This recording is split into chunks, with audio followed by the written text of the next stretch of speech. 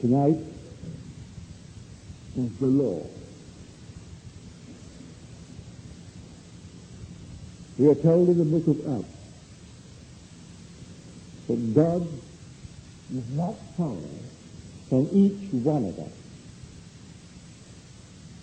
For in him we live and move and have our being. I would like to change that a little and say to you that God is never so far off as even to be near.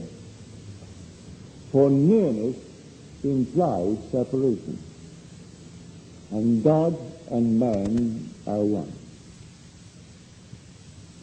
Man is all imagination, and God is man, and exists in us and we in him. The eternal body of man is the imagination, and that is God himself. So he cannot even be near, for nearness implies separation. On this level, you and I can go amok, go berserk, exercising the same power that created the universe and sustains it. Your own wonderful human imagination is God. That's that. By him all things were made, and without him was not anything made that was made, good, bad, or indifferent. Now tonight, let us share with you experiences to show you that it's all your own wonderful human imagination. You might have read last Saturday's Los Angeles Times on the front page in bold type the story of a train. A story was told and shown on TV and very popular by Rod Shirley. And here, a man is influenced to take that story and put it to his own personal gain. And so he threatened Qantas, the Australian airline, at 107 passengers aboard, that he would blow the plane up at a certain altitude if he did not pay $560,000, which they did. They paid him this extortionate $560,000 based upon a so-called imaginary plot by Rod Shirley. When he realized what he had done, so he claimed in the story, he asked his producers to withdraw the film from TV and not show it anymore. They refused because of profit. It was written for profit, shown for profit, and they continued regardless of Qantas or any other airport or the unnumbered people that may suffer as a result of it. I did not see in his regret that he is going to give his income from his residuals to Qantas to repay the $560,000. No, he didn't say he was going to pay that he would now make to the Australian airport. He's going to keep it and write another bunch of nonsense because he doesn't know what you know, that imagining creates reality. For God imagining creates, and God is man. So man imagining creates. There is no separation between God and man. We are one. God became as we are, that we may be as he is, allowing himself on this level to make all the mistakes in the world and to go berserk and to imagine any stupid thing in the world. Now, let me share with you a few stories. These stories by William Butler Yeats. You can find them in his volume called Good and Evil. It first came out at the turn of the century. It's part of his collective work. But the individual volume has been reprinted, I think, 3 or 4 times. And this is the chapter which he named Magic. He said, I was spending a vacation in Paris, and I got up early, and I thought I would go out and get the morning paper before my host rose. And then I came through, and I saw the little maid laying the table for breakfast. And I told myself one of those long, stupid stories that one tells only to oneself. If something had happened which had not happened, I would have hurt my arm. And so I imagined myself with my arm in a sling. And as I passed by, I had so completely imagined myself with my arm in a sling that I cast my imaginal act upon that sensitive child, the little girl who was simply preparing the breakfast table. When I returned with my paper, my host met me at the door, and she was all in a blither, inquiring about my arm. For she said that the little girl, the maid, had told her that Mr. Yates came down with his arm in a sling. Then I remembered what I had done. I simply imagined that had I done what I had not done, I would have hurt my arm, and my arm would now be in a sling. So I cast my imaginal act so intensely upon that maid, she saw it as an actual fact. Now, he said, just about the same time, I thought intently of a fellow student and a message I wanted to give him, but I did not wish it committed to paper. I wanted to tell it to him, but he was not present. 2 days later, I got a letter from this fellow student who was several hundred miles away. And just about the time that I had intently thought of him and the message, I appeared seemingly in bodily form, as though in the flesh, in a large hotel where he was, amidst a large crowd of people. And he told me that he would like me to return after the crowd was gone. And then I vanished and returned that night at midnight and told him the message, which he told me in his letter.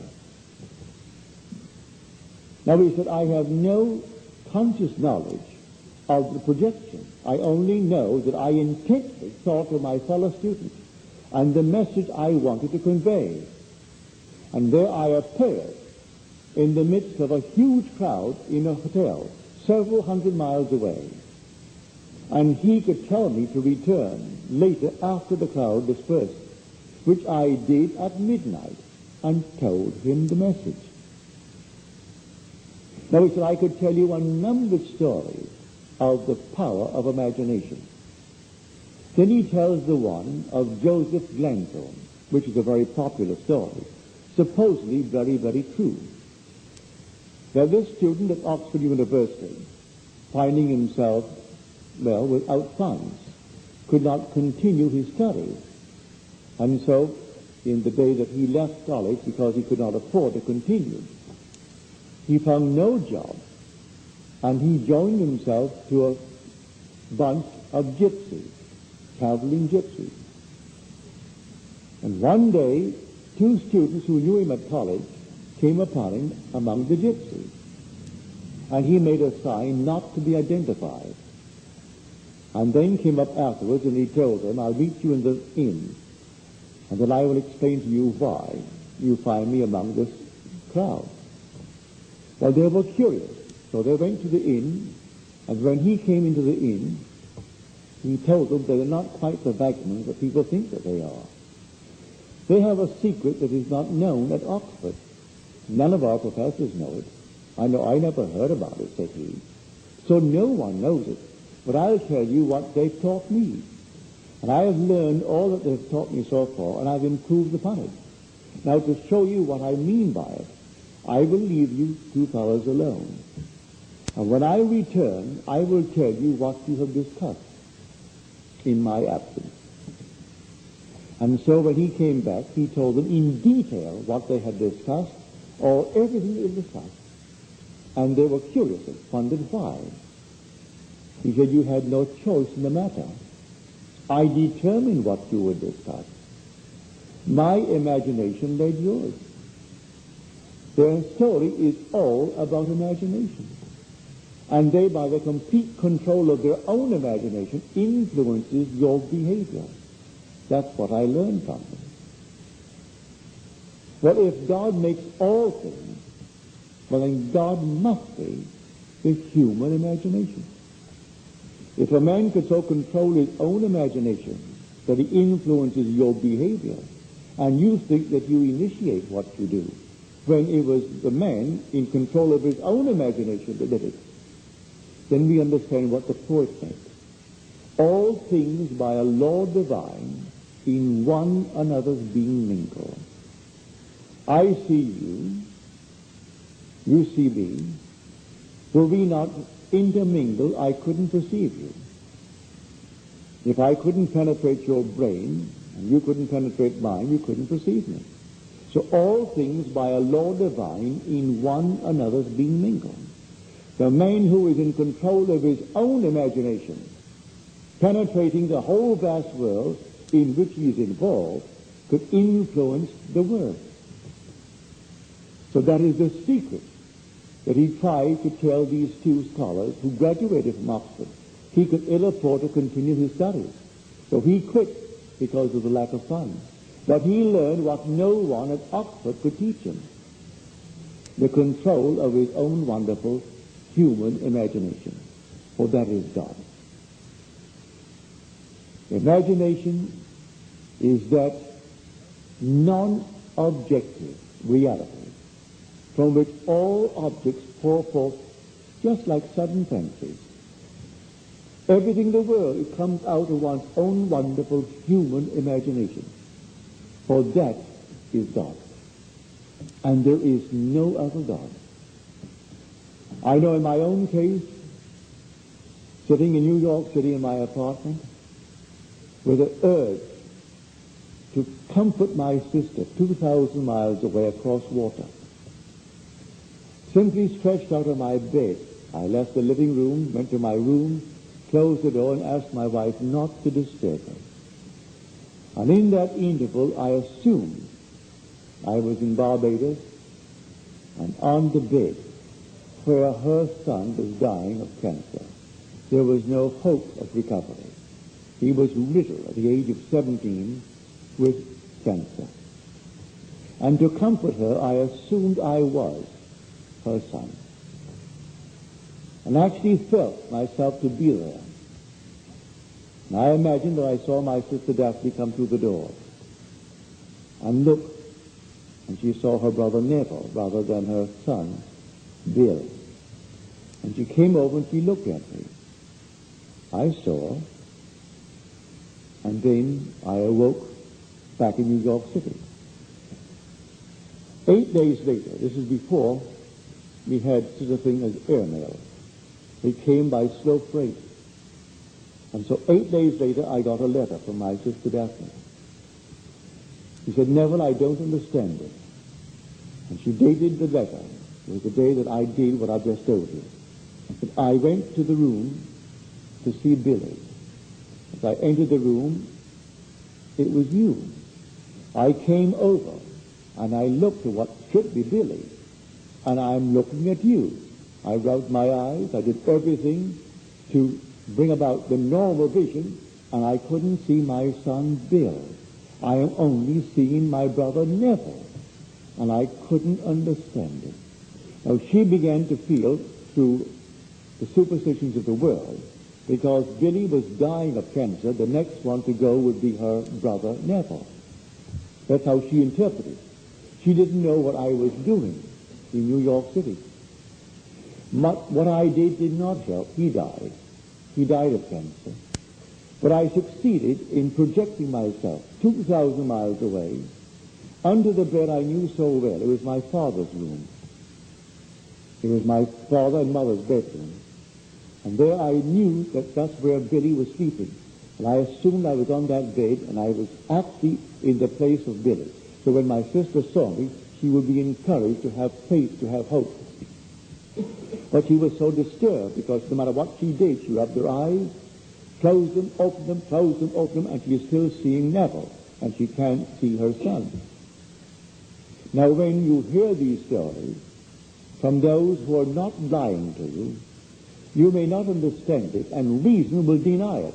Well, if you have an experience, even though reason denies it, you can't deny the experience.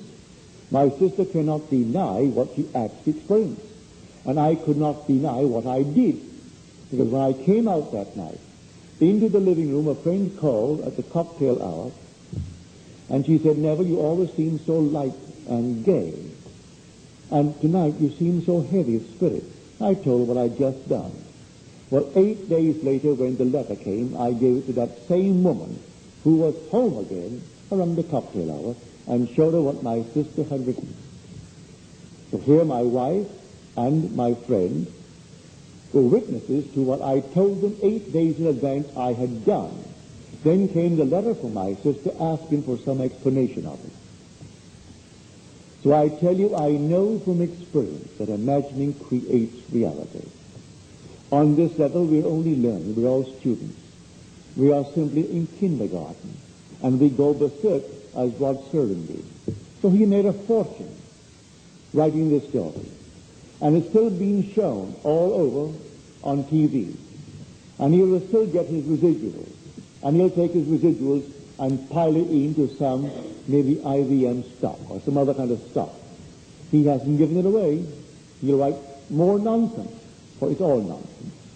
But he doesn't realize what he's piling up for himself. Be not deceived. God is not mocked. As a man sows, so shall he reap. You see yonder field? The sesamum was sesamum, and the corn was corn. The silence and the darkness knew, and so is a man's fate born. So let no one think he's getting away with anything. So you misuse your talent, and you reap seeming rewards today in dollars and cents. Tomorrow you will reap it in another kind of payment. Another kind of payment tomorrow. And dollars and cents cannot buy it. Dollars and cents cannot free you from it either. You'll go through the experience of having misused the talent that you receive. And the talent is the gift of God himself. God actually became man, that man may become God. So this is the law by which we live. Learn to use your imagination lovingly on behalf of everyone in this world, because you're going to reap the fruit of it. Whether you use it lovingly or unlovingly, you're going to reap the fruit of it. So I say to you tonight, God is not apart from man. He is never, not in eternity, so far off as even to be near, because nearness implies separation. That statement from the 17th chapter of Acts would imply separation. He is not even separated. He can't even be near you, because he is your own I. When you say I, that is God. When you say I am, that's God. His name forever and forever. And there is no other God. The minute you say thou, that's a false God. If you address him as you, that's a false God. The only God is I am. That is my name forever. And by this name I must be known throughout all generations. So do not misuse it. Now you can set yourself a goal. Any goal. And if you really know exactly what things would be like if you had realized it, and then enter into that state, may I tell you, it will become to you objective. At the moment it seems only a shadow, just a shadow, because you have not entered into the sketch. When you enter into the sketch takes on a cubic reality and becomes objective to you, not to another, but to you. Now leave it alone. In time, in its good time, it will flower and become what the world calls an objective reality. It was real the very moment you entered it, because you are the reality. All things exist in the human imagination, but all things, you name it, it exists in you. But it exists in you only as a shadow. It's shadowy. But if you enter into the so-called shadow and clothe yourself with it, it ceases to be a sketch and it becomes a cubic reality, just like this room. At this moment, your home you know so well is only a shadow. And this room that you do not know very well, it seems so real because you are in it. Now, everything in this world, so-called natural effects, every natural effect has an imaginal cause and not a natural. A natural cause only seems. It is a delusion of the fading memory. Our memories, yes, it's good, it's adequate for sameness, but it's not perfect. I'll show you. When you go home tonight, take an ordinary, a magazine, take the cover, a landscape, or a postcard, and look at it and know exactly what you're doing. You're looking at the postcard. Try to memorize it. Spend as much time as you want on it. Spend an hour if you want. Try to memorize that card. And you think you know it all right. You know it. Now turn it over and try to reconstruct it from your memory of it. And be honest with yourself and see how far you are from what you were observing. Yet when you turn it over, your memory picture of it is good enough for sameness. You know it's the same card because it is good enough, but it's not good enough for the actor picture. So our memory is all right. It's good enough for the call to sameness. And so that's why man does not remember what he has imagined. He forgets what he's imagined, he sets it in motion. And when it confronts him as his harvest, he denies he had anything to do with it. He can't remember what he did. Now, every imaginative man in this world is forever casting, I would say, glamours and influencing the entire world of the passive, unimaginative. They're forever falling under the influence of those who are vivid in their imagination. They are reaping it, and you'll understand the cry on the cross, Father, forgive them, for they know not what they do. For some vivid imagination has compelled them to act as they act. So forgive them, the actors. Any condemnation go to the author, not the actor. Man condemns the actor in the drama. When really, if there's any condemnation, it is really the author, not the actor. And the author of the play is God. For God is your own wonderful human imagination. This one that extorted $560,000 from Qantas, he didn't conceive it, he saw it on TV. And it gave him an idea. And he thought, maybe I can get away with it. Well, who was the author of it? Rod Sterling. Here was Sterling, he was the one who conceived it. And here was an actor who thought, here's an idea to get $500,000. And he got it. Because there were 107 souls aboard that plane. And they couldn't run the risk that it may not be true. that if at a certain altitude it would go off, then they had to pay that extortionist these $560,000 and save the lives of the 107 souls aboard that plane. So he got the money, and he was the actor. If you catch him, undoubtedly they'll send him up for life. But who is the actual culprit? Sir, he wrote it, and so he's making all kinds of money out of that he wrote. And he continues to make it. He wrote a series that came, well, it went for 2 or 3 years at prime time. It's now still selling at other times, called Twilight Zone. All of his marvelous imagination. It doesn't hurt anyone what he did in that one. But he has made a fortune using the talent. But in this, he misused his talent.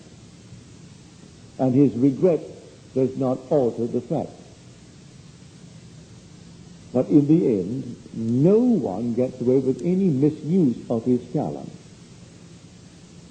He pays it in a way that money will never be able to compensate. That's the story. So your own wonderful human imagination is God. And that God is creating all the phenomena of the world. As Disraeli said, man is not the creature of circumstances. Circumstances are the creatures of men. We are creating them. We are not the victims of circumstances. We are creating circumstances. Man is not the creature of circumstances. Circumstances are the creatures of men. Benjamin Disraeli. Don't discount him. There was a man, an able man, who said Christianity is the fulfillment of Judaism. He never denied that he was a Jew. His very name tells you who he is. Benjamin Disraeli. Just is of Israel. Benjamin of Israel. That's what his real name is. He never denied he was an Israelite.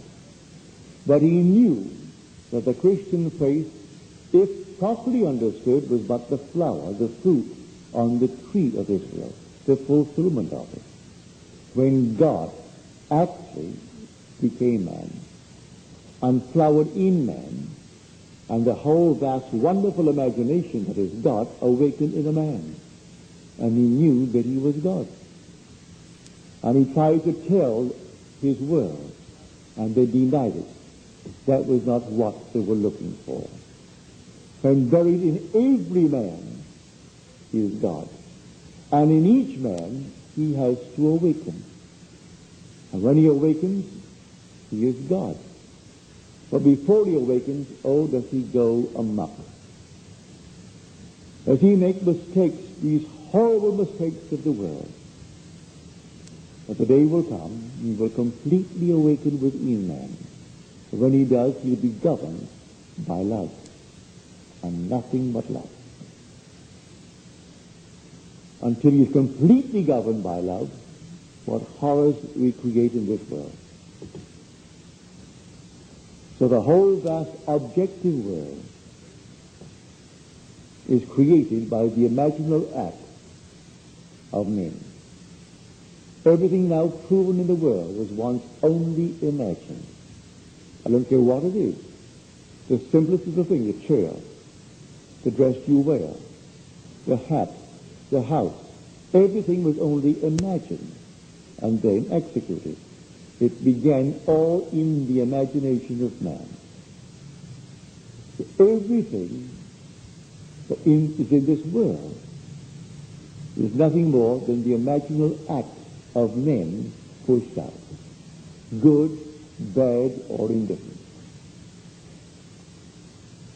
So tonight, you take me seriously and know that you and you alone are responsible for the phenomena in your world. If you're passive and not alert, you can be influenced because all things by a law divine in one another being mingled. But it's still the one being. And so you can be influenced. You and I trust that you could not be influenced to take a picture shown on TV and extort $500,000. I trust your ethical code is beyond that. But not everyone is beyond it. You and I hope, are beyond such things. But there are a number of people who are not, and they will simply be influenced by the powerful imagination of a writer, a very successful writer, who, if tonight he was invited by some university to speak on the art of writing, could demand maybe $2,000, $3,000 for his appearance. And he knows nothing concerning the story of the Bible, but nothing. Had he known it, he would not have done it. So you know it, and he doesn't. So he makes his $3,000. If he wants to take it, he doesn't have to take it. He has so much money, he doesn't need it. But you have what he doesn't have. You have awakened to the point of knowing how to use your imagination lovingly on behalf of others. For this is the law of Scripture. When we speak of the law and the promise, this is the law, that your imaginal acts are creating facts in this world. Imagining creates reality. So watch carefully what you are imagining when you return tonight and when you're about to go to sleep. See that your mind is filled with lovely things, imaginal things, and drop off into that state. Do not let the sun go down upon your anger. Actually resolve it within yourself and speak as though things were as you would like them to be, and make them lovely, make them altogether marvelous in your world. I tell it for your own good, because in the not distant future, not only the little crowd here, but the whole vast world will have departed. Those who are now claiming themselves to be another generation and demanding special service, there will, in the not distant future, be old people who will vanish from this world. It's time that we all woke up and catch on to what really is causing the phenomenon of the world. And the phenomenon of the world is caused by the imaginal acts of men. So you take it seriously, and do not let one day come to its end without revising and changing the imaginal acts of the day, and make it conform to your dream, to your ideal, and live in it just as though it were true. For I am telling you from my own experience, the day will come you will sit and you will think of something that isn't present. The world calls that imagination. If you see something that is present, they call that sense perceived. That's real. You think of something that is not present, they call that imagination. But you will know how to enter that which is not present to your senses. And your entrance into it will give it pure reality. And it will be just as real as the room in which you are seated. It will become objective to you. The whole vast world is just like that. But that will be transcended by the being that is going to be awakened within you. For that being who awakes within you is God himself. This is God keyed low into the human mind. And when he awakes, he is God at intensity. And there is nothing that is absent, for he is omnipresent. So he views everything from where he is. He doesn't think of, because he's omnipresent. And being omnipresent, he sees every being as they are. And they are not what they appear to be outwardly to the world of sense. They are what they are in heart. He sees exactly what they are thinking, what they are feeling, what they are plotting, what they are planning. He sees all the intentions of the heart. So when someone tells you, well, why did it happen to him and not to that one, when he is so prominent in the world? Look what he did. He built a hospital. He endowed it. He gave a fortune. But God sees the heart. He doesn't see the fortune he gave to build the hospital and even to endow it. He sees what no one on the surface sees. He sees the motive behind the gift. He sees everything behind it all. Because he sees everything, because being omnipresent, he sees everything as it is now. So when you're told, he called all before him and said, no, I reject him. This is to pick out the one called David. He rejected his brothers, because he said, man judges after the appearance, and God sees only the heart. So I reject him, I reject him, I reject him. Called the other one, and then came David. Now there is a man after my own heart who will do all my will. And so, now you'll realize, if you take it seriously, what is in store for all of us. The end is God. The origin of all was God. In the interval, we go berserk. We run amok. But if you know what you could do, start doing it. Don't wait. You can be the man, you can be the woman that you would like to be. But wanting it is not going to do it. You must be it. You can't just say, I would like to be it. You must assume that you are it, and seek in the assumption that you are it. For the assumption, though at the moment denied by your senses, denied by everything round about you, if persisted in, will harden into fact. So you dare to assume that you are the man, the woman that you want to be. And day after day, live in that assumption as though it were true. And that assumption will become a reality in your world. Even if you go hungry, doesn't matter. No matter what happens, go hungry. But persist in the assumption. And that assumption will objectify itself and become a reality in your world. Do not fall by the wayside for any little thing on the side. And I can't tell you how thrilled I am when I get your letters, where in your dreams you are teaching the law of imagination. When someone raises your age, will in a dream have an argument, say, with a priest or a rabbi or a minister, and you are instructing them and telling them. Now a dream, you know, is egocentric. It's yourself pushed out. But yet here you are, you're actually taking the symbols of authority and simply bringing them down to a certain level. They're no longer your authority. You are instructing now and telling them, which is yourself, made visible, what you have discovered concerning the cause of the phenomena of life.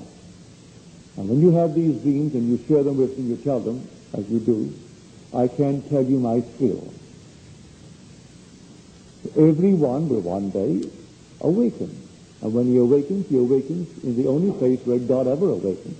He awakens in the skull of man, in Golgotha, the human skull.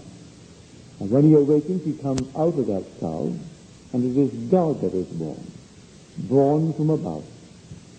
And then he goes through the normal series of time, and he arrives at that point where he becomes, well, of age. He reaches the age of spiritual puberty. And then the father, the earthly father, disappears. And when he reaches the age of 12, Joseph disappears from the scene. And now he is now a creator. He can actually create his own image. He creates because he's reached the age of spiritual puberty.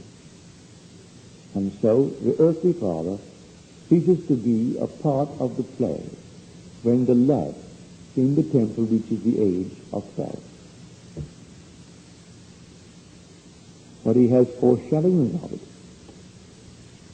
before and after. It's approximately 12. It didn't say 12. When he was about 12 years of age, they sought him and they wondered, why did you do this to us? And he said, do you not know I should be about my father's business? And he's talking to his father and his mother. And they did not understand him. And then Joseph disappears from the play. He is no longer brought back into the play, for he has become the father. And so the son becomes the father. He now creates as God the Father. But tonight, I want it to be only on this level, the level of, the law, where man, if he is in control of his own imagination, is in control of the phenomena of his life. He is not a victim of circumstances. Circumstances are the creatures of himself. He creates them if he knows what he is doing. If he doesn't know what he is doing, and he is passive in this world, he can be influenced by the imagination of one who is in control of his imagination, though he doesn't know what he's doing, like Sterling didn't know. Had he known, he wouldn't have done it. And to this day, he doesn't know. He only regrets what he did. But he doesn't know that his imagining is creating reality. He sees the evidence before him and still doesn't know it. I tell you, imagination creates reality. So be careful what you imagine, because you are setting in motion. And because all things by a law divine in one another being mingled, you are influencing everyone, even though they do not see your picture or read your book. As Yates again said, having seen the operation of this law, we should never be certain it was not some woman treading in the winepress who started that subtle change in men's minds, or that the passion because of which so many countries were given to the sword did not begin in the mind of some shepherd boy, lighting up his eyes for a moment before it ran upon its way. Who knows who this night feels neglected, feels hurt, feels wrongfully accused, and who is sitting alone and treading in the winepress, who tomorrow will influence some catastrophe. Some shepherd boy dreaming of some heroic future and thinking only in terms of war that could bring him the crown of a hero.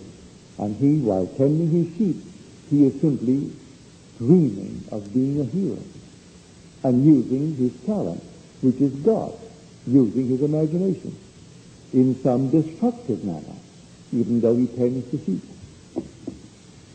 So I say to everyone, know what you are doing every moment of time, because your imagining is creating reality.